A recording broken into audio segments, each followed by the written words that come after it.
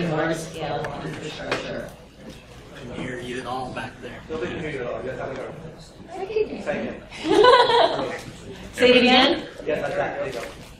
And go. And we're on. Scott Kirby, distinguished systems engineers with Cisco Systems for the last 24 years. And he focuses on providing expertise in networking, engineering concepts around protecting large-scale infrastructure. Yes, thank you. Please welcome. It's very nice to do a presentation in my hometown. I don't get that opportunity very often, so I really appreciate being able to be here and presenting this afternoon. And thank you very much for staying until 4:30 for my presentation. Hopefully I didn't wake you up, especially after those cookies. So yeah, I've been in Huntsville for most of my life. I've worked at Teledyne Brown Engineering, and then Cisco recruited me in '91. And I've been with them ever since. So I've dealt with a lot of customer networks and the typical challenges over and over again. This festival, this conference is very interesting to me. I think it's a great opportunity to learn all the exploits that are out there, and I'm getting a lot out of it just listening to it. So what I have to talk about today is what do you do when you identify hackers or you identify problems in your network? How do you fence off those hackers? How do you control what they have access to? If you have compromised equipment, how do you control what that compromised equipment has access to? And not in the typical ways, but in more effective ways, because today we've not had very effective ways up until today. I think we're starting to now evolve to create more effective means to fence off compromised equipment. So I'm going to talk about a way to do that I refer to as a metadata approach, and I'm generalizing that because there's a few technologies in the market that will apply to fencing off your compromised equipment using metadata fields within every packet. So today, if you have a compromised machine and you want to quarantine them, what's the best way to do that? Anybody use access lists and VLANs? Anybody VLANs? VRFs? Only one person doing VRFs today? Two? Okay. The VRFs and VLANs are great, but they don't change the access list that you have to do after you do VLANs and VRFs. So you do a VLAN and VRF, and you isolate your traffic, and then you isolate it up to the point of the firewall, or up to the point of the switch or the router, where it hits an access list. And it's that access list, and the management of that access list, that's the real problem. It's not just being able to quarantine them, it's managing that access list and making it easy and quick to change. Making the segmentations easy and quick to change. So I'm talking about, in this presentation, how to make segmentation with access list configurations easy and quick to not only maintain, but to add to, subtract from, and to respond very quickly to threats. So questions that you should consider going into this talk. How do you fence off machines that have been compromised, like I mentioned? How fast are you able to fence off those machines? How fast are you able to create a new group? Let's say a new contractor comes into your company, and you need to fence off a section of the network to allow them to access only certain devices in your data center. How fast can you do that? How long does it take? Can anybody do that in less than a day on a large network? No? Less than a week? Less than a week? Less than a... Hold your hands up. Well, what we're talking about is this normally takes... I deal with the largest customers in Cisco, so I do a lot of traveling. We normally take weeks to get new segments added to a network because there's thousands and thousands of locations. So to add a new segment to a network is just unbelievable amount of configuration. You've got the VLANs, the VRFs, you've got to create new subnets, and then you've got to modify your access lists. And that takes a lot of time. So are you relying on IP addressing for your fencing? Most customers are. If you're relying on IP addressing, you've got to collect all those IP addresses, understand which IP addresses relate to which security groups that you're trying to impact, which segments of the network that you're trying to configure. Now, sometimes on access lists, it's easier if you can summarize like certain geographies to one summarizable address space, but it requires very strict address planning. I've not, in my entire career, run into one customer that has really good addressing plans, where they come up and create a spreadsheet of all their IP addresses, and they can summarize these into blocks and apply those blocks to the access list. Nobody. Everybody sequentially hands out IP addresses. When you sequentially hand out IP addresses, guess what?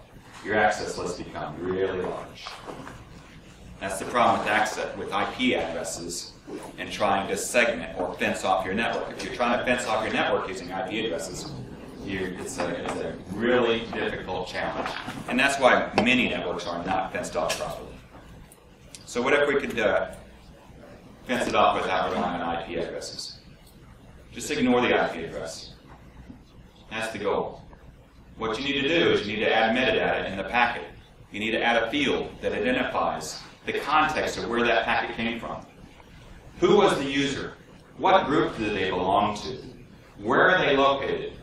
Is the device a corporate asset, or is it a personal asset? Is the device, is the posture of the device within corporate standards? In other words, do you have the antivirus software installed on it, whatnot? All this is information. This is context that relates to a device sending packets. And if you can identify that context in the packet, that's the metadata that I'm referring to. As much information as you can identify in every packet coming from that device.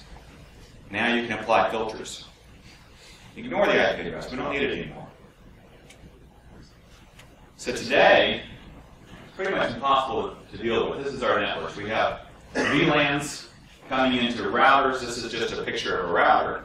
But we have multiple VLANs coming from our switches into the router, and the router's been virtualized. One virtual router for every segment in your network. So segments are like operations, engineering, human resources, guests, quarantine segments. Every one of those segments has a virtual router, and every single router in the infrastructure for the current segmentation technologies. Or at least sometimes we can aggregate some of those at the edges using PLS VPN, for instance. But we still have this access list policy up here. And my screen's supposed to animate a little bit. Maybe it will if I hit the button. Yeah, there it is. So the access list is very extensive. It just goes on and on and on. These become very large because you're looking at IP addresses. So that's where we are today. Every router has virtualized routers. Every switch has virtualized switches called VLANs.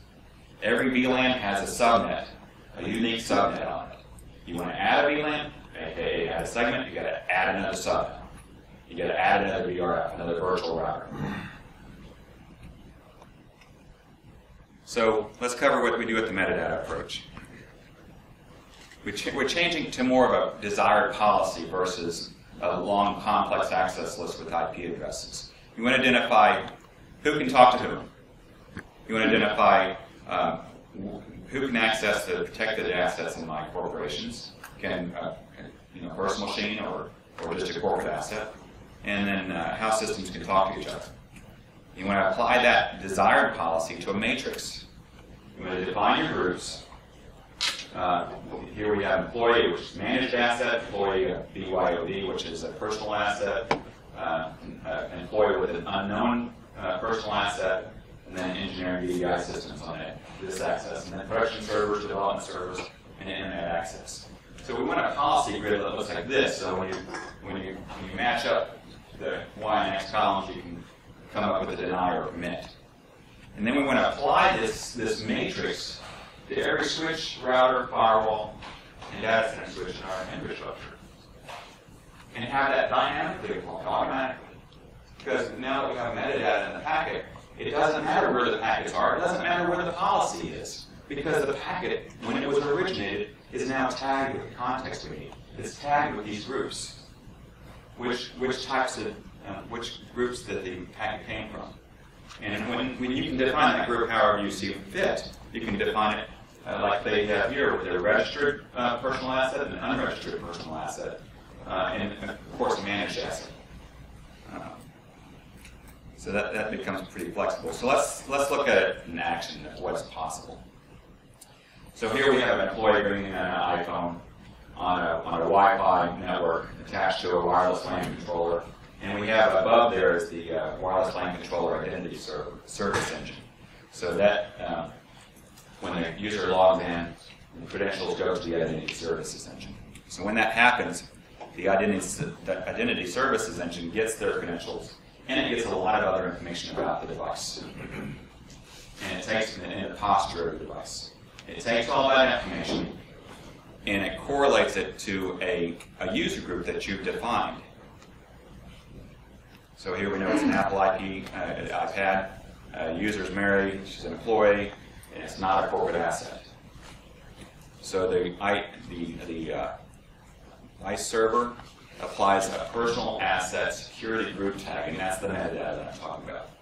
16 bits long, and it's applied into the packet. What happens is the tag gets sent down from the controller to the switch. In this case, it just stays at the controller, and because it's wireless. So whenever a packet comes across wireless through the controller, that packet gets tagged with that SGT value. If this is an access switch, packets come into the access switch, they get tagged with that SGT value, the metadata. Now, what can we do with that? We can prevent that personal asset that's not registered from accessing resources. So the access list on this switch says no personal assets allowed. That SGT tag is blocked, not allowed. But it is allowed to go off the internet. So it's just an access list here. Now the rest of the network, doesn't matter.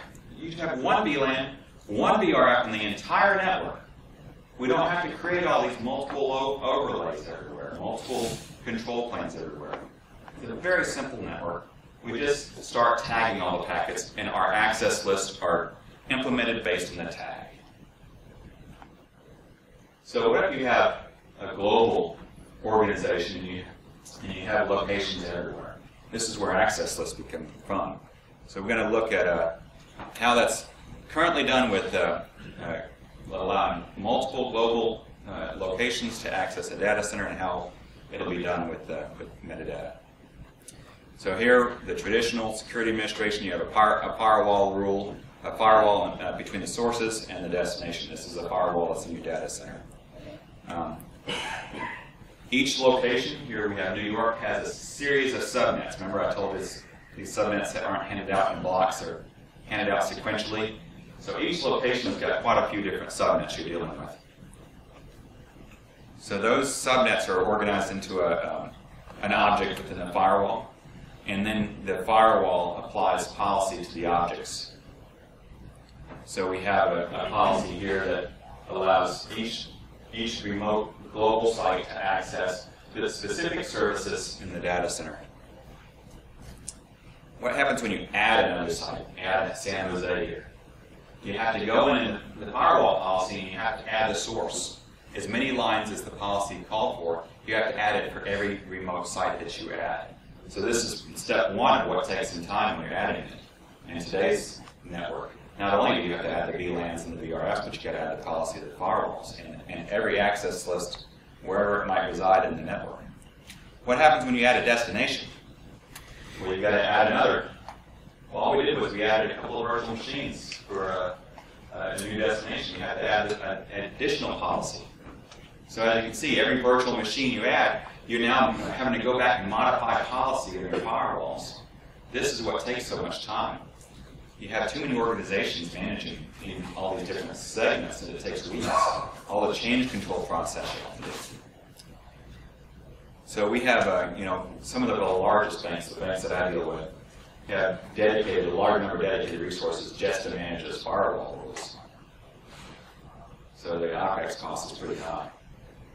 So with security group filtering, using metadata instead of the object mode in the firewall,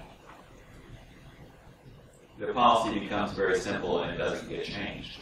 So you identify, you want to allow your employee to access production servers. You want to only allow them to access production servers using HTTPS. You don't allow them using SQL or SSH. And you apply that policy. Now, when a new device comes in, you have a new group that needs to be added. For, in this case, a personal asset. You add 2 lines saying, okay, personal assets are allowed to access production servers, or not allowed to access production servers, or are allowed to access VDI. So you just block those. One policy, doesn't matter how many sites there are.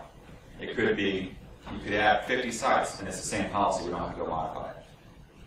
Because we're not looking at IP addresses anymore. The reason we had to add a new policy for those 50 sites earlier is because we're looking at IP addresses.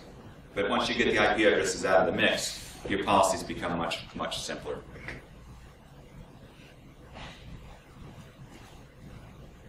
So here are some examples of authorized access to the data center assets from user devices on a campus network.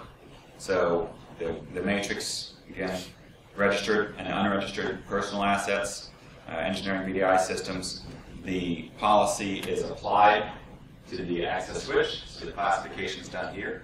Once that ICE server gets the credentials, it downloads a policy to the access switch to classify the packets. It says any packets coming in from this device, tag it with STT value 5 or whatever that value might be. That's considered classification.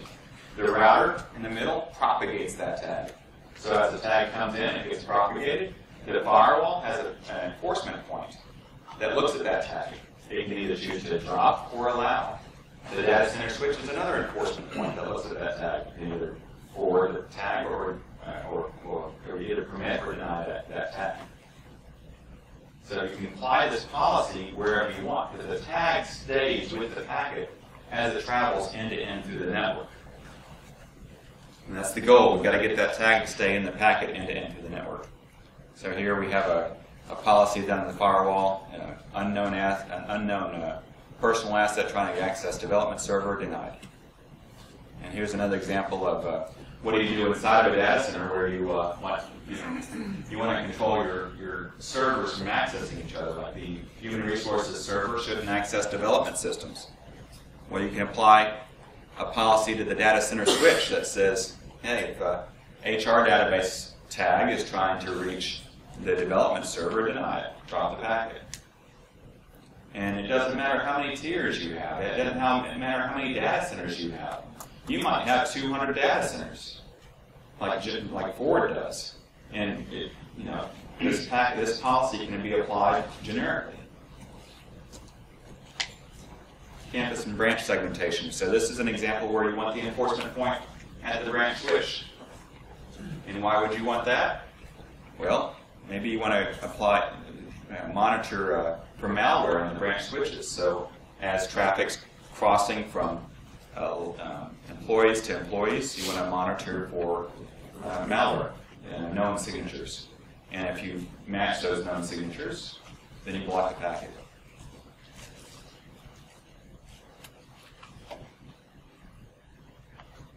So here we show an example of extranet partners. We have employees, suppliers, guests, and then non-compliant. Non-compliant would be the official class of a segment for a device that's been compromised, or that's vulnerable to be compromised. You know he's not patched, so the device has not been patched. So you want to keep those devices segmented off.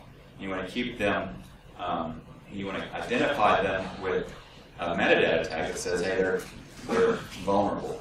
And we can't do that necessarily when they plug in and get an IP address if we rely on IP addresses, but we can with metadata. So here we are.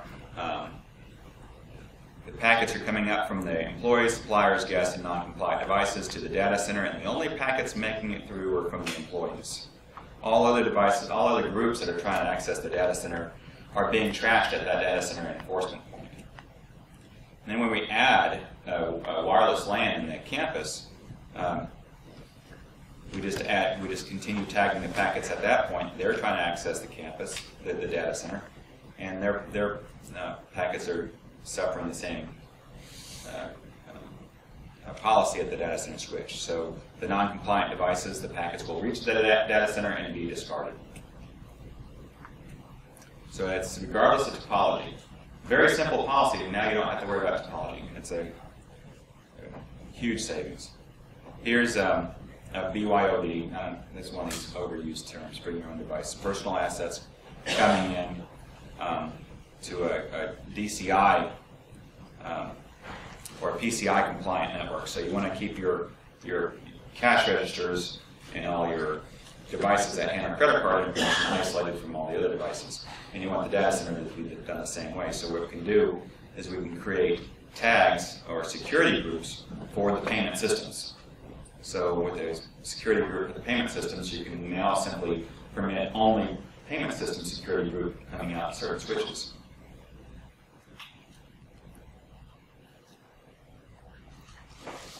And then we can also do the same type of filtering down at the campus like I mentioned earlier. Instead of doing all the enforcement points in the data center, we can put the enforcement points in the core switch because it's just an access list. The access lists are all they're doing is looking for SGA security group tags in the packets. So their policies is the same policy that was applied in the data center. In this case, you want to allow employees to talk to employees, but if a quarantine device tries to talk to employees across the campus, it gets bit-bucketed. And that also applies for employees accessing employees in the same VLAN. So if you have an access list applied to this access switch, which you want to do, today it's not viable, not feasible because the access lists are too complicated with all the IP addresses. But a new simplified access list using metadata, you can apply it to access switches in your campus. And if you do that, now you can quarantine off devices from talking to non-quarantine devices in the same VLAN. So I'm making up some time here. Leaving myself plenty of time for questions. Did that make sense to everybody? Yeah, straight. Are there any questions? Go ahead. What keeps somebody from discovering what the metadata tags are and then just crafting the packets to meet the metadata requirements? So what if they try to change the metadata tag in the packet? What would prevent that? Is there a mechanism to prevent that? That's a great question. What would prevent a hacker from going in, identifying what the metadata tag is, and changing a quarantine tag to an employee tag? So the way to block that is you encrypt everything, hop to hop. So this, I know Cisco's implementation of metadata included MACsec. So between switches, and between switches and firewall switches and data center, the Ethernet chip itself is able to encrypt the packets.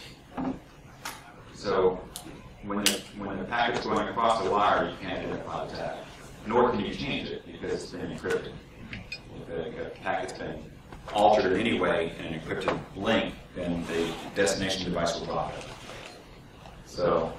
But when you hit a boundary point, or let's say you have a salesperson coming back in, wouldn't you have to overhead issues?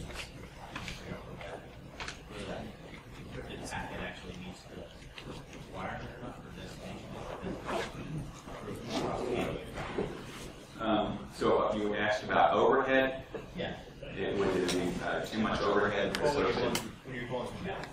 When you're going through boundaries such as Going from one network to another, let's say across the non-traditional lane. okay, so across boundaries, if you're going to go from one metadata-enabled network to another metadata-enabled network across a non-metadata-capable network, what you can do with Cisco's solution, and more are coming, we have 3 options. You know, we have DMVPN encrypted IP tunnels across internet, across multiple wide area network technologies. If you're using DMVPN or IPsec tunnels, we can put the metadata tag into the ESD header and carry across that, so it gets encrypted and transported island to island. We can also do it, get VPN, which is a MPLS. If you have an MPLS provider offering WAN services and you don't want to tunnel using IPsec, we can use get VPN, which is a more efficient method of encrypting. that can carry the tags. And we're currently releasing a carrier for Lisp protocol, LISP. And we use Lisp with the Lisp control plane as standardized in IETF, and we also use Lisp encapsulations for our EIGRP routing protocol, that control plane.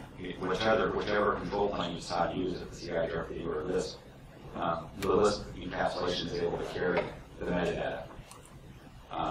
Also, we have this new data center architecture we call application-centric infrastructure, ACI for short.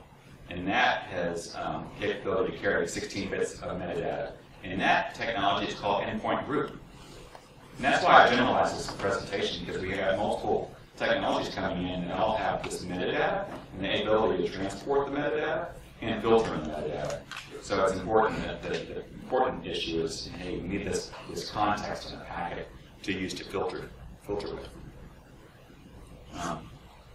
So yeah, earlier it said, here you have, well, not here, but between these two switches IPsec, between those two switches IPsec, across the campus core, which could include a wide area network, you could do DMVPN, IPsec tunnels.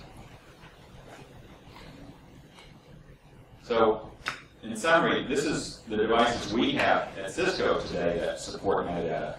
We call it, the marketing name is TrustSec. Cisco TrustSec security group tags. We have security group tags, and we have security group access control list. We also have a protocol that we've standardized both SXP and SGT in the IETF. We issued a draft recently, so other people can adopt it. But the SXP gives you an IP address range mapping to SGT tag, which switches that can't support the metadata directly.